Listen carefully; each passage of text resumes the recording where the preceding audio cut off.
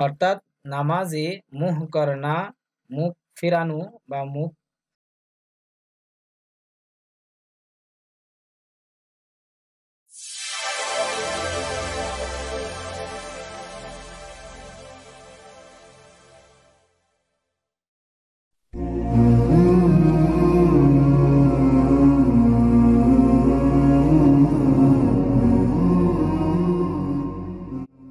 আসসালামু আলাইকুম ওয়া রাহমাতুল্লাহি ওয়া বারাকাতুহু। সম্মানিত তালেব ইলম ভাই বোনেরা, আজকে আমাদের খুব সহজ পদ্ধতিতে তালিমুল ইসলাম প্রথম খণ্ডের ৩ নং পাঠ শুরু হতে যাচ্ছে। তো যারা আমরা চ্যানেলটিকে সাবস্ক্রাইব করেছি তাদেরকে অসংখ্য ধন্যবাদ, আর যারা আমরা এখনো সাবস্ক্রাইব করিনি, সাবস্ক্রাইব করে আমরা পাশে থাকার জন্য চেষ্টা করি এবং বেশি বেশি শেয়ার করার জন্যও চেষ্টা করি। তো শুরু করা যাক। বিসমিল্লাহির রহমানির রহিম। सवाल प्रश्न, नमाज पढ़ने से नमाज पढ़ार पूर्वे, नमाज पढ़ने से पहले अर्थात नमाज पढ़ार पूर्वे, नमाज पढ़ने से पहले, नमाज पढ़ार पूर्वे। पहले शब्देर अर्थ होच्छे पूर्वे। हाथ, मुँह और पाँव धोते हैं। जे हाथ, मुख ও পা ধোয়া হয়, हाथ, मुँह और पाँव धोते हैं। धोते हैं शब्देर अर्थ होच्छे धोआ হয়। অর্থাৎ যে হাত, মুখ এবং পা ধোয়া হয়, उसे किया कहते हैं। उसे किया कहते हैं তাকে কি বলে। उसे অর্থাৎ তাকে, किया कहते हैं কি বলে। প্রশ্নবোধক। জবাব, उसको वजू कहते हैं তাকে वजू বলা হয়। उसको वजू कहते हैं তাকে वजू বলা হয়। बिगैरे वजू किए, बिगैरे वजू किए অর্থাৎ वजू ছাড়া। बिगैरे वजू किए অর্থাৎ वजू ছাড়া নামাজ नहीं होती অর্থাৎ নামাজ হয় না। নামাজ नहीं होती অর্থাৎ নামাজ হয় না। सवाल प्रश्न, नमाज में किस तरफ, नमाज में किस तरफ, नामाजे কোন দিকে। तरफ শব্দের অর্থ হচ্ছে দিকে। তাহলে নামাজ में किस तरफ, নামাজে কোন দিকে, মুহ করকে অর্থাৎ মুখ করে, কাড়া হোনা চাহিয়ে দাঁড়াতে হয়। জবাব, উত্তর পশ্চিম কি তরফ, উত্তর হচ্ছে পশ্চিম কি তরফ অর্থাৎ পশ্চিম দিকে। তরফ শব্দের অর্থ হচ্ছে দিকে। ব্র্যাকেটে দিয়েছে জিস তরফ অর্থাৎ যেদিকে, শাম কো সুরজ, শাম শব্দের অর্থ হচ্ছে সন্ধ্যায়, শাম শব্দের অর্থ হচ্ছে সন্ধ্যায়।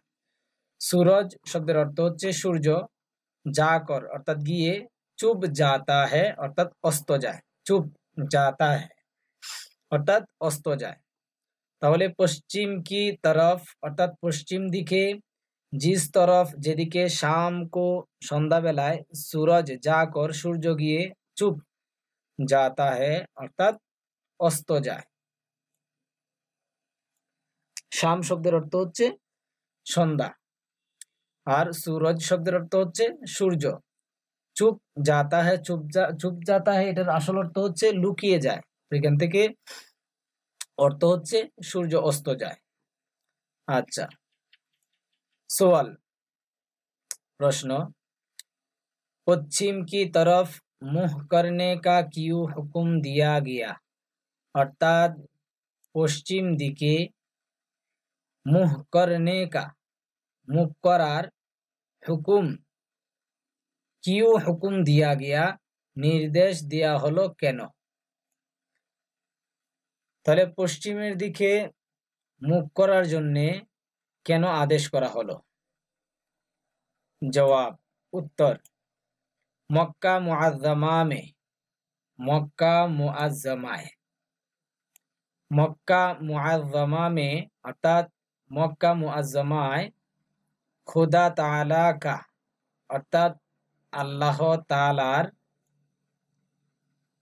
এক ঘর है অর্থাৎ একখানা ঘর রয়েছে, একখানা ঘর রয়েছে।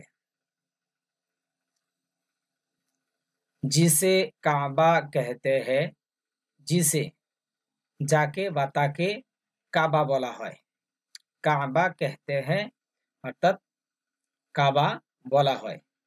আচ্ছা, उसकी तरफ नमाज में मुँह करना जरूरी है অর্থাৎ নামাজে সে ঘরের দিকে, নামাজে उसकी तरफ অর্থাৎ ওই ঘরের দিকে আর কি, কাবা ঘরের দিকে, নামাজ মে অর্থাৎ নামাজে মুহ করনা মুখ ফিরানো বা মুখ ফিরানো বা মুখ করা জরুরি है অর্থাৎ জরুরি। और वो हमारी शहरों से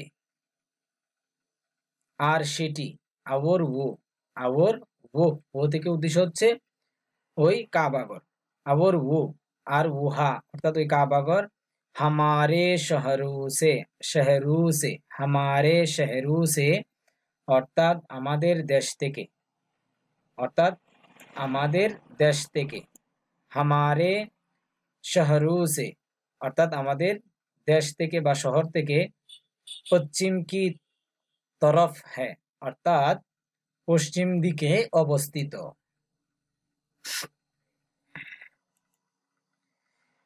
इसलिए সেজন্য, इसलिए এর অর্থ হচ্ছে সেজন্য, পশ্চিম কি তরফ অর্থাৎ পশ্চিম দিকে, মুহ করকে মুখ করে বা মুখ ফিরিয়ে, নামাজ পড়তে হ্যায় নামাজ পড়া হয়। এর চাইতে সহজ আমি মনে করি না যে আপনারা আর পাবেন। খুব সহজভাবে দেওয়া হচ্ছে, ধীরে ধীরে দেওয়া হচ্ছে যাতে করে বুঝতে সহজ হয়। তাড়াহুড়া করা এটা একেবারেই ঠিক না। सवाल प्रश्न तकबीर किसे कहते हैं অর্থাৎ तकबीर काके बोले, तकबीर किसे कहते हैं, तकबीर काके बोले।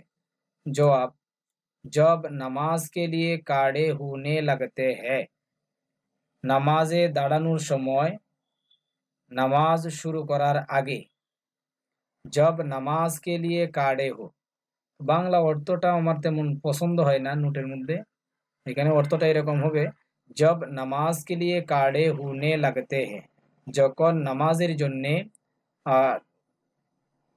काड़े होने लगते हैं অর্থাৎ দাঁড়ায়, तो नमाज शुरू करने से पहले, তখন নামাজ শুরু করার পূর্বে, এক শখস একজন ব্যক্তি, वही कलमे कहता है ওই শব্দগুলোই বলে, जो আযান में कहे जाते हैं, যা আযানের মধ্যে বলা হয়ে থাকে, जो যা আযান में আযানের মধ্যে कहे जाते हैं বলা হয়ে থাকে, उसे একামত और तकबीर कहते हैं, উহাকে একামত এবং তাকবীর বলা হয়ে থাকে।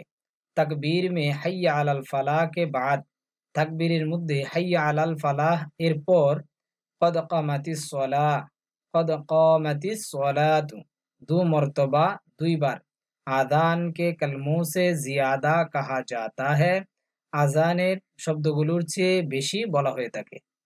সওয়াল প্রশ্ন, जो शख्स যে ব্যক্তি বা যে লোকটি আযান या तकबीर कहता है, আযান কিংবা তাকবীর বলে, जो शख्स যে ব্যক্তিটি আযান या तकबीर कहता है, আযান অথবা তাকবীর বলে, उसे किया कहते हैं, তাকে কি বলা হয়। জবাব, जो शख्स যে ব্যক্তি আযান कहता है, আযান বলে, उसे मुअज्जिन कहते हैं, তাকে মুআজ্জিন বলা হয়। और जो तकबीर कहता है এবং যে তাকবীর বলে, उसे मुकब्बिर कहते हैं, তাকে मुकब्बिर বলা হয়। सवाल प्रश्न, बहुत से लोग मिलकर जो नमाज पढ़ते हैं, अनेक संख्यक लोग मिले जो नमाज पढ़ते हैं, जे नमाज पढ़े ताके उसमें इस नमाज को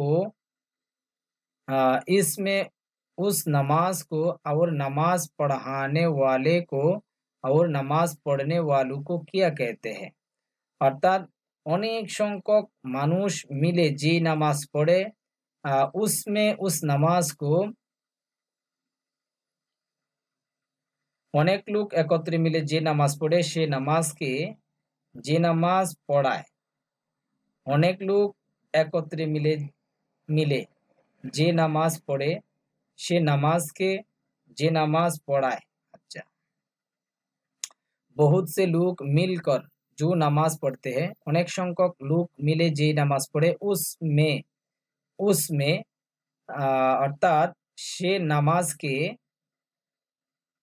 उस नमाज को से नमाज के और नमाज पढ़ाने वाले को एवं नमाज पढ़ाने वाला के और नमाज पढ़ने वालों को एवं नमाज पढ़ने वाला के क्या कहते हैं कि बोला है?